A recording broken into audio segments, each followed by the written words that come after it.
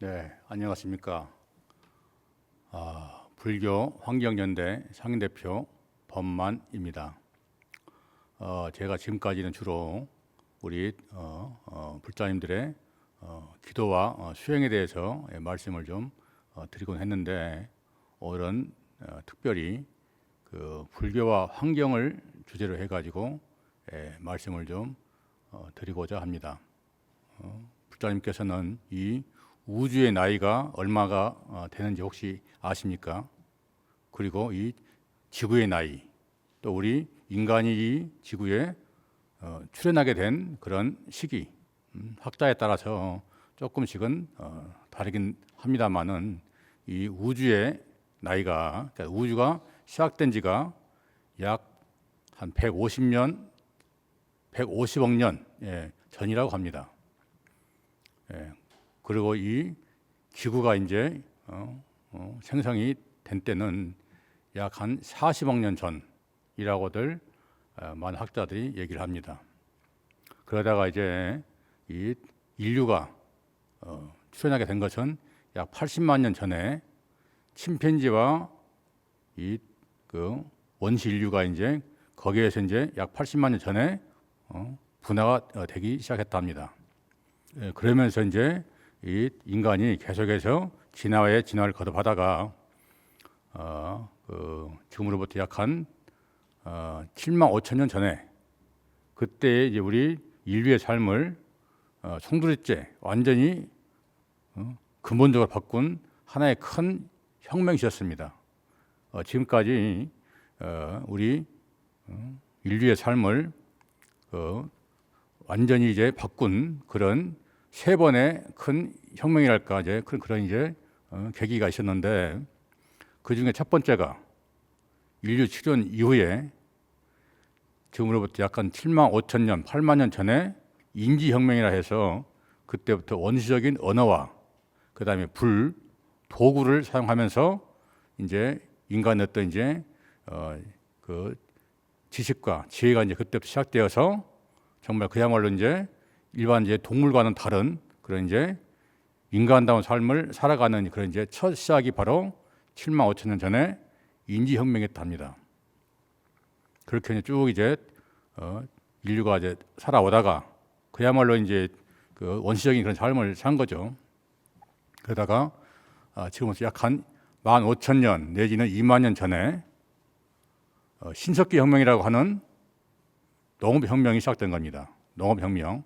그러면서 이제 한 군데에 정착을 해서 농사를 짓고 이동을 하지 않고, 그러니까 수렵과 채집을 하지 않고 한 군데 정착해서 살면서, 그러면서 그때부터 이제 마을을 형성하고 국가를 형성하고, 그러면서 거기서부터 이제 이 사회가 구성이 되고 자연스럽게 지배계급과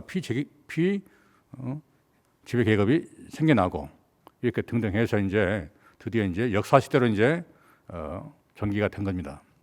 그러면서 수많은 이제 그 왕국이 이제 또 나라가 이제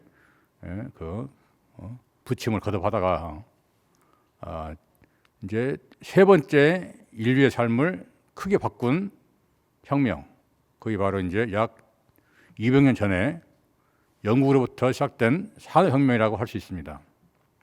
산업혁명에서 이제 과학기술에 이제 우리가 흔히 말하는 소위 이제 문명사회로 이제 전환이 된 거예요, 좀. 그래서 과학기술 발달로 인해서 지금 우리가 누리고 있는 이런 풍요를 지금 그때부터 시작이 된 겁니다, 이제. 역시 그래서 우리 인류의 삶을 크게 바꾼 하나의 큰 혁명이 바로 그 산업혁명입니다. 그래서 인지혁명, 그 다음에 농업혁명, 세 번째가 바로 산업혁명, 이렇게 이제 해서 인류의 삶이 점점점 이제 그야말로 풍요롭고 그리고 이제 편리하게 그렇게 이제 삶이 사라져 왔는데, 그 우리 이제 그 200년 남짓된 그 산업혁명 그 연장선에 지금도 우리가 살고 있는 거죠. 그야말로 이제 무한한 그런 욕망을 이 자연이, 이 지구가 다 채워주고 할 줄로 생각을 했어요, 좀. 그런데 그것이 아니었다는 것이 이제 불과 몇십 년 전부터 이제 사람들이 인식을 하게 된 겁니다, 좀. 이 지구가 무한한 게 아니구나. 지구의 자원이 무한하지 않고 또한 영원하지도 않는 거구나. 우리 인류의 어떤 욕망, 욕심, 이기심, 탐욕 이런 것을 채우기에는 지구라는 것이 정말 이렇게 한계가 있구나 하는 것을 이제 아주 절실하게 느낀 겁니다. 그래서 우리 부자들 사이에는 이런 말씀도 제가 전에 들은 적이 있는데, 우리 부처님과 보살님, 불보살님은 이 모든 것을 전부 다 용서하시는 분입니다. 그리고 인간은 때때로 용서를 하기도 하고 하지 않기도 하고, 그렇지만 이 자연은 모든 것이 전부 다 인과법으로 움직이기 때문에 용서라는 것이 없습니다. 우리가 저지른 만큼, 우리가 자연을 수탈하고 황폐화시킨 만큼 자연도 똑같이 우리 인간에게 그러한 대가를 치르게 해줍니다. 벌써 금년 들어서만도 미국의 서부, 캐나다 거기가 평균 기온이 20도밖에 안 되는데 50도 가까이 올라갔고, 그야말로 엄청난 그런 폭염에다가 또 산불은 얼마나 많이 났습니까? 미국, 캐나다뿐만 아니라 호주는 몇 달간 산불이 나가지고 수많은 동식물이 정말 절멸하다시피 하지 않았습니까? 그리고 또 유럽의 북부 지역은 독일, 스웨덴 이런 쪽은 홍수가 100년 동안 한 번도 난 적이 없는데, 올 여름에는 정말 100년, 200년 만에 큰 홍수가 나가지고 많은 사람들이 죽고 많은 재산들이 피해를 입고 그랬습니다. 또 그 외에도 중국은 어떻습니까? 인도는 어떻습니까? 심지어는 우리가 지금 이렇게 무한한 욕망을 가지고 끊임없이 이 지구를 수탈하고 착취하면서 이렇게 살아오니까는 결국은 이걸 멈추게 한 것이 뭡니까? 우리 눈에도 보이지 않는 코로나 바이러스가 결국은 이제 인류를 멈추게 한 거 아닙니까?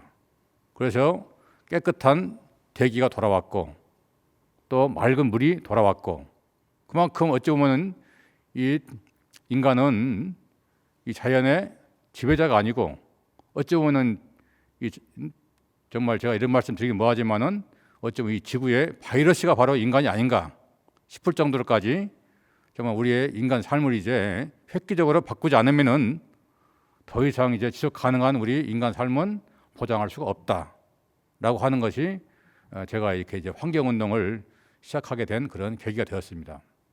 사람들이 이제는 정말로 멈추고 이제 돌아봐야 합니다.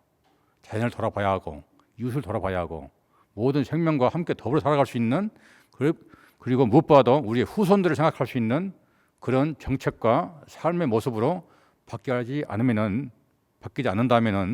정말 우리의 미래는 결코 담보할 수 없고 정말 참 지속 가능하지 않다라고 생각이 듭니다. 그래서 이제 우리 인류의 삶을 획기적으로 바꿀 수 있는 네 번째의 이제 큰 변화, 정말 네 번째 혁명이라고 할 정도의 큰 변화가 있어야만 합니다. 그게 바로 지속 가능한 삶을 살아가기 위한 생태혁명이랄까, 그런 모습으로 바뀌지 않으면은 정말 우리의 이제 당대는 물론이고 우리의 후손들은 이 지구상에 더 이상 존재하지 않을 수도 있겠다. 어찌 보면 이 인류에 의해서 지구상의 생물 대멸종이 시작될 수도 있지 않겠나, 그러한 염려가 많이 되곤 합니다. 제가 얼마 전까지 대통령 직속 탄소중립위원회에서 위원으로 활동을 했습니다. 우리가 산업혁명 이후로 1.5도 이상이 올라가 버리면은 이 지구 기온이 1.5도 이상 올라가면은 이제 돌이킬 수 없는, 그때는 아무리 인간이 이제 그때는 이제 그야말로 이제 멈추고 또는 과학기술이 발달하고 하더라도 도저히 어떻게 해결할 수가 없는, 돌이킬 수 없는 그런 이제 모든 생물 대멸종으로 이제 흘러갈 수밖에 없다라고들 많은 과학자들이 얘기를 합니다. 실제로 북극과 남극에 빙하가 지금 해마다 많은 양의 빙하가 녹아내리고 있습니다. 그걸로 인해서 지금 저 태평양이나 인도양의 작은 섬은 물에 잠기고 있습니다. 이 잔이라고 하는 것은 용서가 없다고 했죠. 그렇듯이 이 어성도 임계점에 도달하게 되면은 그때는 이제 도저히 막을 수가 없습니다. 제가 지금 머물고 있는 곳이 전라북도 고창 선운사인데 그 시뮬레이션을 돌려보니까 이런 속도로 남극과 북극의 빙하가 녹아내기 시작한다면은 빠르면 50년 안에, 늦어도 100년 안에는 이 우리나라의 이 한반도의 서해안의 상당 부분이 침수가 된다 합니다. 이 선운사, 제가 지금 머물고 있는 이 선운사가 역사가 1500년 됐습니다. 서기 500년대에 창건됐기 때문에 1500년 역사 동안 면면이 이어져고 있습니다. 그동안 부치무셨지만은 지금까지 이어져고 있는데 어쩌면 우리 당대에 아니면 우리 다음 세대나 안 그러면 다음 세대쯤에는 우리 눈에 흔적도 없이 정말 사라질 수가 있습니다. 이게 그냥 단지 기후이고 하면 얼마나 좋겠습니까? 그렇죠. 이미 이것은 지금 다른 지역을 보면은 정말 이게 이제 피부에 와 닿습니다. 이게. 그래서 이제 이 지구상의 온실가스를 낮춰야 한다. 그래서 1.5도씨가 1.5도 이상 올라가기 전에, 근데 이미 우리가 지금 산업혁명 이후로 전 세계적으로 온도가 이미 1.09도, 약 1.1도 정도가 올랐습니다. 여기에서 이제 0.4도만 더 올라가면은 이제 돌이킬 수 없는 거예요. 그래서 이제 각 나라마다 지금 모든 세계 나라가 최소한 2050년까지, 중국만이 2060년이죠. 그 외에는 빠르면 2035년, 2040년, 우리나라는 2050년까지 탄소 중립을 하겠다고 약속을 한 겁니다.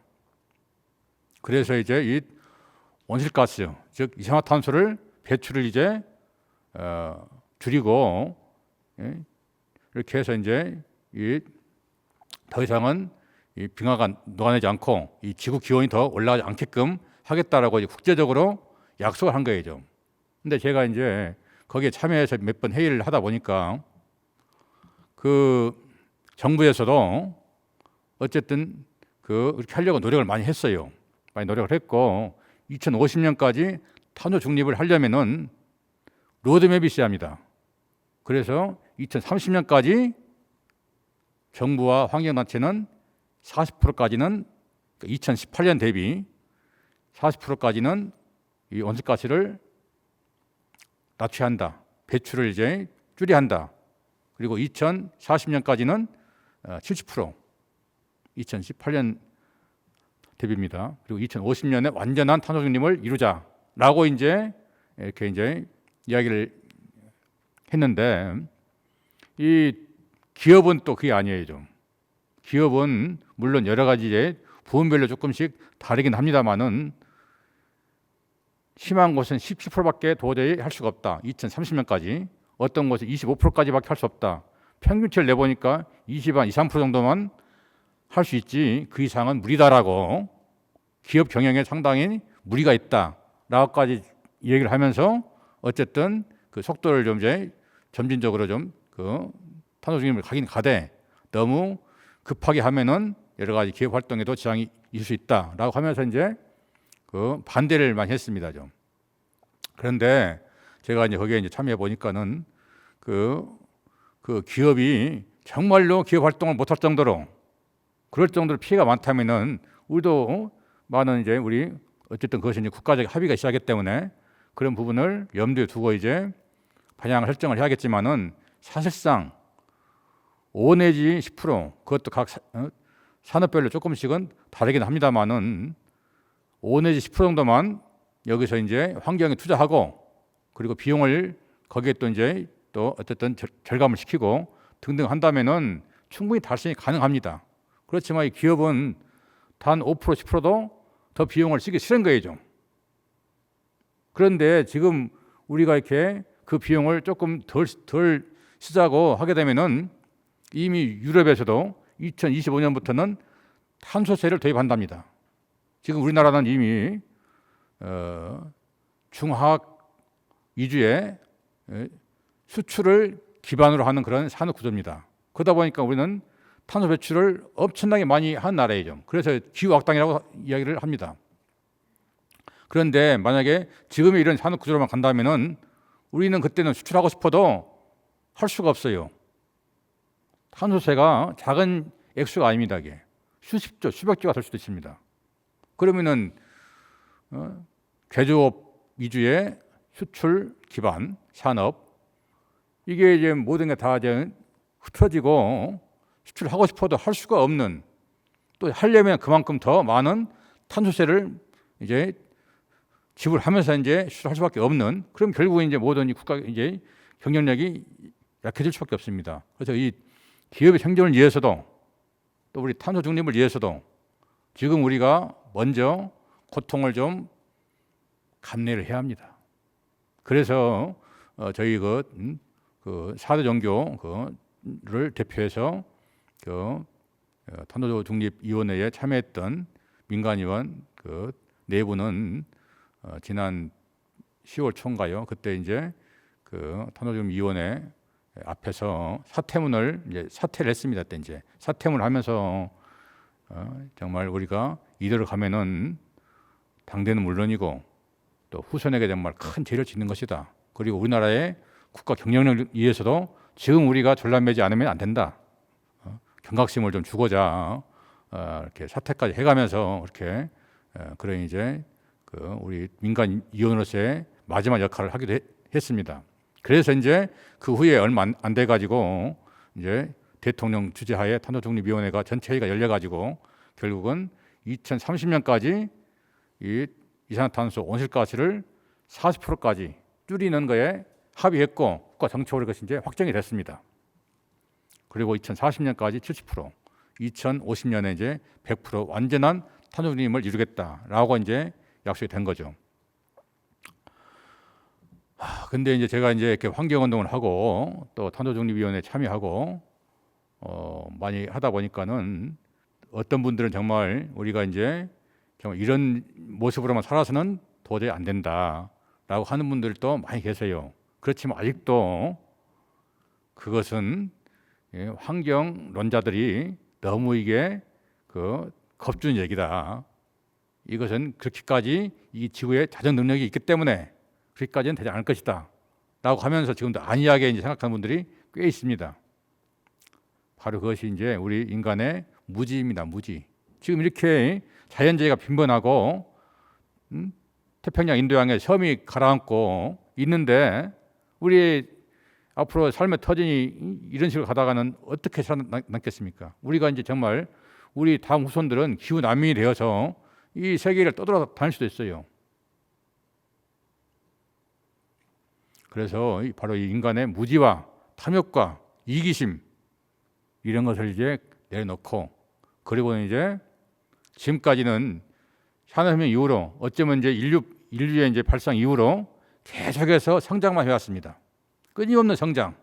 그리고 끊임없이 성장하게 되면은 계속 성장이 이루어지리라고 그동안 인간들은 믿어왔습니다. 그런데 이제 지금 그게 아니라는 것이 명확해졌습니다. 그렇다면 지금 우리는 어떻게 이제 행동을 해야 할까요? 이제는 성장 신화에서 벗어나야 합니다. 더 이상의 성장은 가능하지 않습니다. 성장하게 되면은 인류에 의한 생물 대멸종, 결국 이 지구는 끝장이 나는 겁니다. 제가 너무 그냥 겁주는 얘기를 하는 것 같은데 절대 이게 과장된 얘기가 표현이 아닙니다. 이게. 그래서 지금은 물론 이제 예전보다는 기후 재난이 빈번하긴 하지만은 그래도 지금은 어떻게 살아가고 있다고 할 수 있습니다. 그렇지만 우리 다음 세대나 다음 세대를 생각할 때는 정말 우리가 이렇게 살아서는 안 됩니다. 그리고 이 부처님 말씀이 바로 연기법 아니겠습니까? 모든 것이 다 서로가 연결되어 있다. 서로가 이제 관계 속에 있다. 라고 하는 것이고, 바로 이 부처님 가르침을 이 세상에 적용하기 위해서라도 이제는 그 탐욕과 이기심을 무지를 다 내려놓고 단순하고 소박한 그런 삶으로 성장을 지향하면서 단순하고 소박한 삶으로 그러면서 가족과 지역 공동체를 중심으로 하면서 그리고 농업을 또 중심으로 해서 앞으로는 이 식량 자원도 또 많은 그런 이제 쟁탈을 위해서 결국은 이제 마지막에 남는 것이 이제 기후 위기 내지는 기후 재앙이 이제 빈번하게 발생하면은 결국은 인간은 편리보다도 의식주가 가장 문제가 될 겁니다. 그렇다면은 결국 이제 먹고 살기 위한 전쟁이 아주 치열해질 수 있습니다. 그러려면 우리도 바로 이제 이 식량 주권을 가지고 식량의 자급자족을 위해서 농업 위주의 그런 이제 소박하고 단순한 그러면서 가족과 지역을 중심으로 한 그런 공동체 생활을 이제 해 나가야 하지 않겠나 그런 생각을 합니다. 그래서 이 부처님 말씀하신 가르침대로 우리는 서로 연결되어 있습니다. 이 자연에는 특별히 우월한 존재도 열등한 존재도 없습니다. 그리고 지배층도 피지배층도 없습니다. 모두가 다 연결되어 있고 모두가 다 순환하기 때문입니다. 그래서 우리도 이 자연의 일부다 라는 그런 이제 부처님의 가르침을 명심해서 우리 불자들이 정말 앞장서서 이 환경 문제, 기후 위기 이런 부분을 해결할 수 있도록 정말 많은 노력들을 해야 할 겁니다. 그러려면은 우리가 이제 그런 이제 노력들을 하려면은 뭐 막연하게 또 말씀드리면 안 되겠죠. 그래서 거기에 실천할 수 있는 어쩌면 이미 우리 불자들 실천을 하고 있는 것일 수도 있습니다. 첫째가 비닐이나 플라스틱 같은 일회용품을 덜 사용하는 것입니다. 아예 사용하지 않으면 좋겠지만은 그래도 최소한 그런 이제 사용하는 것에 대해서 이제 경계심을 가지고 사용을 점진적으로 줄여 나가야 합니다. 비닐이나 플라스틱으로 인해서 그것은 썩질 않습니다. 수백 년이 지나도 그대로 있어요. 그리고 심지어는 그것이 이제 흘러서 이제 강이나 바다로 흘러갑니다. 결국은 그것이 이제 강의 생물 또 바다의 생물들이 그것을 먹이인 줄 알고 먹습니다. 물고기들이 그 비닐이나 플라스틱을 먹으니까 그게 소화가 안 되고 배출이 안 되니까 그게 쌓이는 거예요. 그러니까 위가 꽉 차고 가는 겁니다. 그러다 보니까 나중에 이제 이 생물들이 배가 고파서 더 먹고 싶어도 들어갈 이유가 없는 거예요. 그러다 결국은 굶어 죽는 겁니다. 그런 생물들이 지금 그 뉴스에 보면 자주 나오고 그렇지 않습니까? 비닐, 플라스틱 등등의 일회용은 가급적이면 사용을 줄여야 합니다. 그리고 또 하나 우리 불자들이 잘 실천하고 있는 것이겠지만은 육식을 줄여야 합니다. 육식. 우리나라만 해도 70년대에 비해서 지금 약 한 40년 정도가 이제 지났는데 70년대에 비해서 우리가 육식을 고기를 먹는 비중이 10배가 된답니다. 10배. 그러니까 예전에는 열흘에 고기를 한번 먹었다 한다면은 지금은 매일같이 먹고 있는 겁니다. 어쩌면 매 끼니마다 먹고 있는 집도 많습니다. 지금 우리 식탁을 보세요. 그리고 우리가 어느 식당을 가더라도 고기 없는 곳이 없습니다. 정말 일부러 채식당 그런 식당을 찾아가지 않는 이상은 고기 없는 식당이 없습니다. 그럴 정도로 육류의 소비가 많다 보니까 예전처럼 집에서 길러가지고 먹고 할 수 있는 그런 상황이 아니에요. 그러다 결국은 공장식 축산을 할 수밖에 없게 되는 것입니다. 그러다 보니까는 밀식, 밀접 이렇게 이제 하다 보니까 거기서 이제 많은 병이 생깁니다. 뭐 구제역이니 AI니 조류 인플루엔자니 지금의 우리가 코로나19도 결국은 이제 그런 연장선에서 생기는 전염병이라고 볼 수 있습니다. 그리고 그렇게 이제 그 육식을 많이 하게 함으로 해서 또 그만큼 이제 많은 또 목초지가 필요하고 그러다 보니까 아마존 밀림에 파괴하고 산림을 훼손하는 것 그 이후에 80%가 전부 다 목초지를 만들기 위해서 결국은 이제 이 소나 돼지에게 이제 사료를 주기 위해서 그렇게 하기 위해서 이렇게 좀 이렇게 많은 이제 그 아마존 밀림이 지금도 불타고 있습니다. 육식보다는 채식 위주의 그런 이제 식생활을 좀 하면 좋겠다. 그런 생각이 듭니다. 지금 저희 우리 불교 환경연대에서 여러 가지 활동들을 많이 하고 있습니다. 그 녹색 사찰이라 해가지고 그 아까 제가 말씀드린 그 여러 가지 이제 환경 그런 관련된 일용품 안 쓰고 또 우리 불자님들에게 환경 교육의 어떤 그런 이제 환경의 어떤 필요성을 이제 또 말씀드리고 하는 이제 그런 이제 여러 가지 역할들을 하고 있는 녹색 사찰이 있죠. 그런데 그게 어떤 개인적인 실천만으로는 이 기후 위기를 다 해결할 수가 없습니다. 결국은 가장 큰 배출원은 기업입니다. 기업. 결국은 기업에서 기업의 어떤 생산 문화를 생산 과정을 바꿔야 합니다. 에너지가 덜 들어가고 되도록이면 친환경적인 그런 이제 쪽으로 이렇게 이 기업 문화가 바뀔 수 있도록 우리 불자님들 비롯한 국민들이 기업에 정말 그런 물건을 어쨌든 이제 친환경적인 그런 물품을 많이 조금은 더 비싸더라도 그런 물건들을 사고 또 그리고 정부에다가도 계속해서 어떤 이제 기후 위기의 그런 심각성을 계속 말씀을 해주셔야 합니다.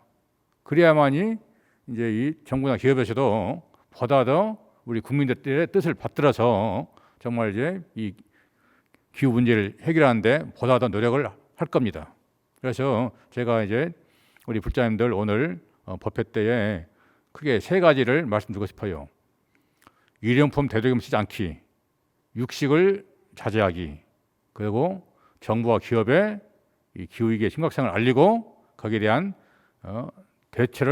대응을 해 주실 것을 이제 그렇게 이제 그런 것에 대한 이제 요구를 했으면 좋겠어요.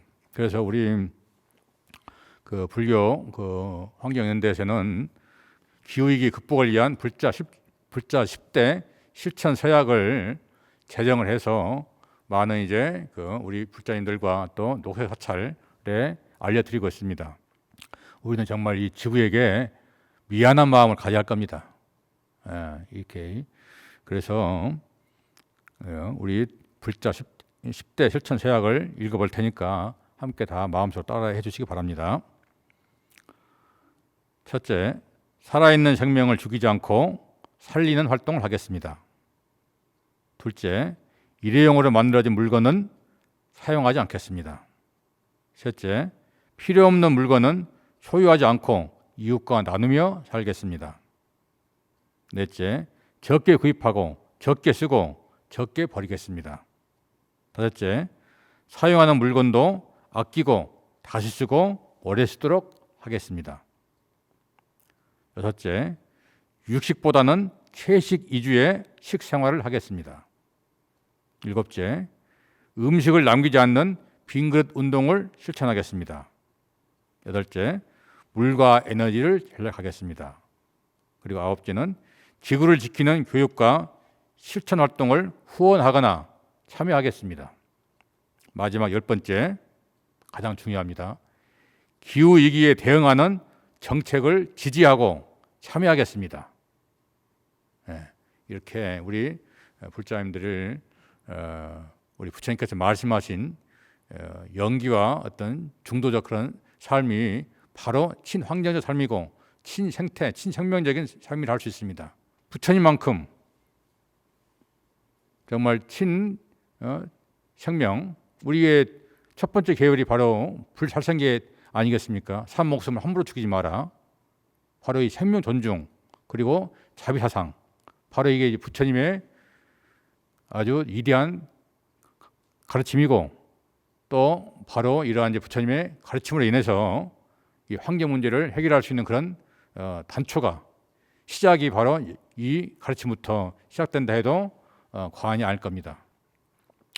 부처님의 가르침을 잘 받들어서 정말 어떻게 하면은 우리가 지금 조금은 좀 적당히 불편하고 또 그야말로 단순하고 소박한 삶을 살면서도 지속 가능하고 특히 우리 후손들에게 살기 좋은 이 지구를, 이 환경을 물려주는 데에 함께 힘을 모아주셨으면 정말 고맙겠습니다.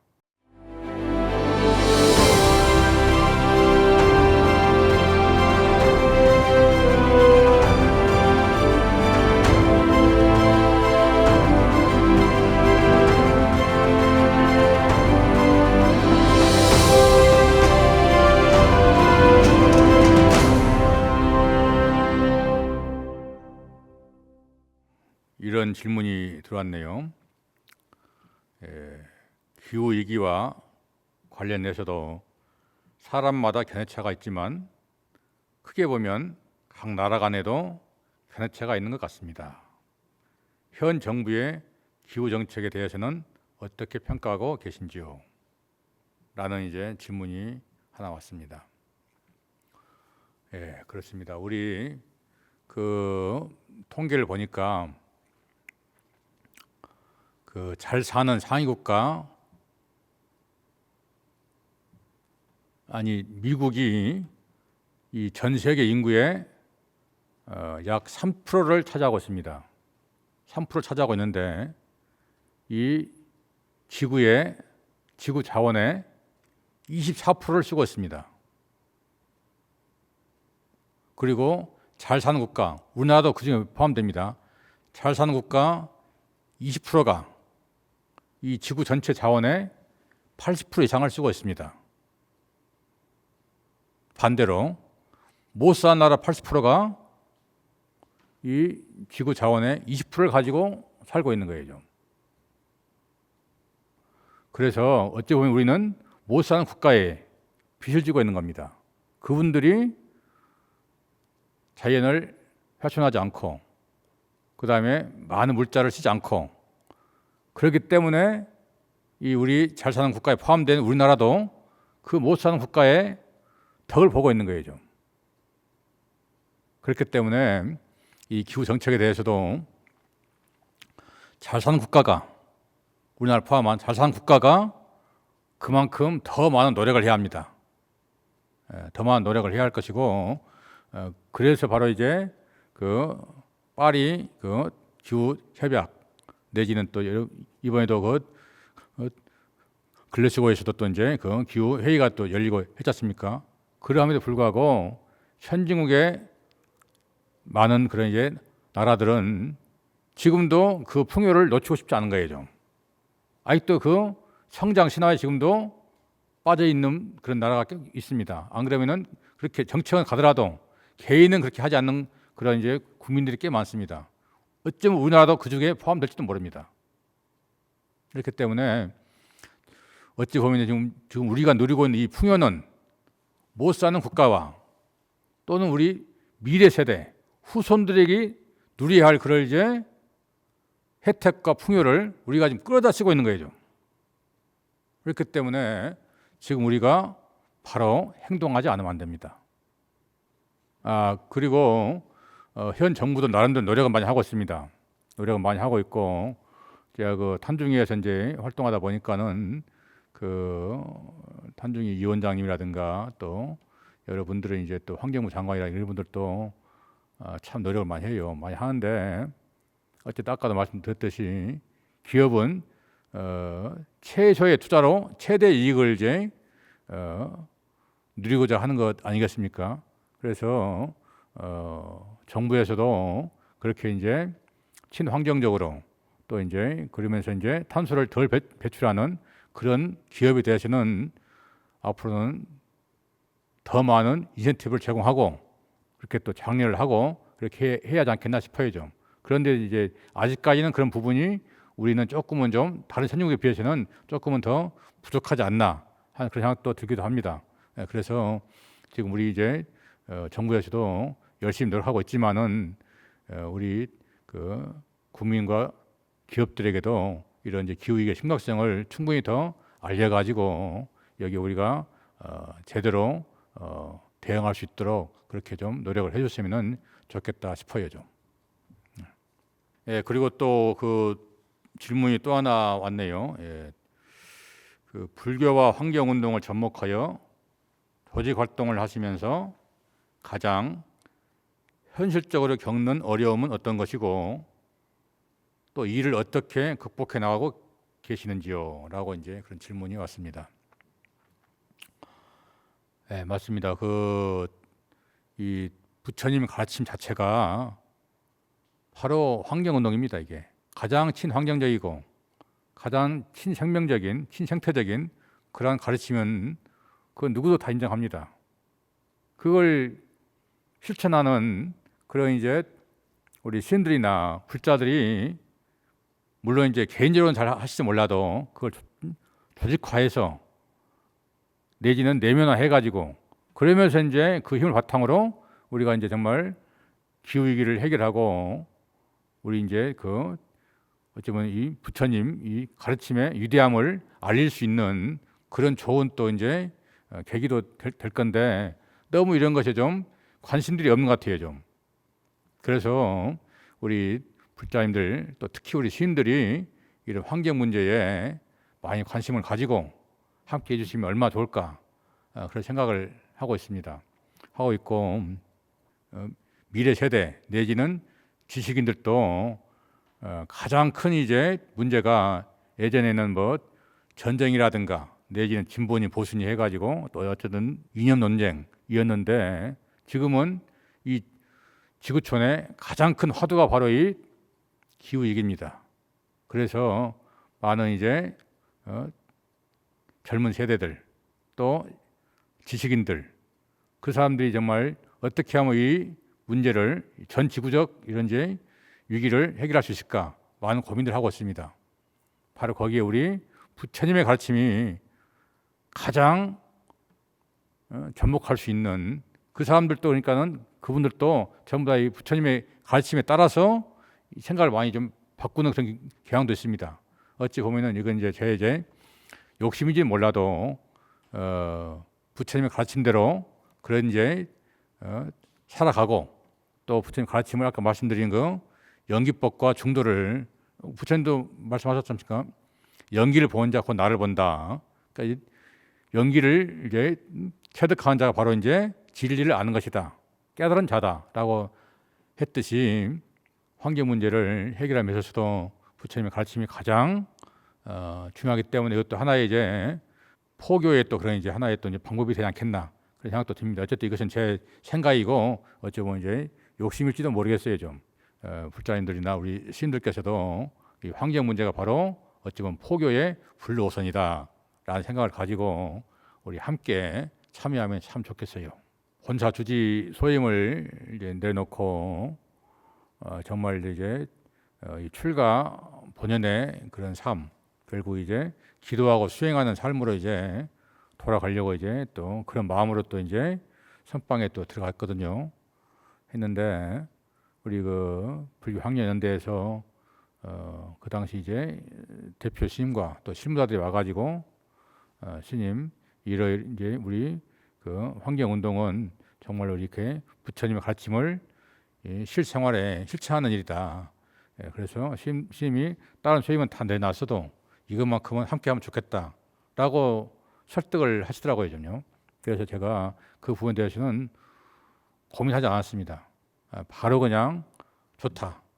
이게 바로 부처님 생명 존중, 자비사상을 사회에 이 실생활에 정말 실천하고 적용하는 일인데 이보다 더 큰 일이 어디 있겠나 싶어가지고 바로 그때 제가 공동대표 이후에 상임대표를 수락하게 된 것도 이 환경운동만큼 부처님의 가르침을 더 잘 실천한 일이 없다고 생각을 했기 때문에 제가 이제 이렇게 했듯이 시인들과 불자님들도 정말 이 환경 문제에 정말 관심을 가지고 많이 참여하시고 또 후원도 해주시고 이렇게 했으면 정말로 감사하겠습니다. 코로나19가 전 세계를 지금 참 강타해서 정말 그야말로 전 지구적 재앙이 되었습니다. 그러나 여기서 멈추고 돌아보지 않으면은 앞으로 코로나보다도 더 심한 그런 팬데믹이 올 수도 있습니다. 그렇기 때문에 또 여기서 경각심을 가지고 우리가 이제 정말 이제 어떻게 사는 것이 잘 사는 것인가 지혜로운 삶인가 생각한다면은 오히려 선물일 수도 있습니다. 더 큰 위기를 막을 수 있기 때문입니다. 때문에 지금 우리가 당장은 불편하고 여러 가지 생업에도 어려움이 많고 참 그러리라 생각됩니다. 정말 참 저도 참 마음이 아프고 여러 가지 힘들어하시는 분들 보면은 참 어떻게 하면은 저분들의 삶을 좀 도와줄 수 있을까 그런 걱정도 참 많이 들기도 합니다. 그렇지만은 이것은 바로 우리 인간들이 너무 욕심내고 또 우리만 알았던 그런 이기심의 결과물입니다. 뭐랄까 잘 산다고 하는 것에 그런 이제 척도를 좀 바꿔야 하지 않겠나 그런 생각이 듭니다. 어쨌든 그래도 많은 분들 좀 힘들어하시니까는 부처님의 자비와 그리고 지혜로움이 항상 함께 하시기를 축원드립니다. 고맙습니다.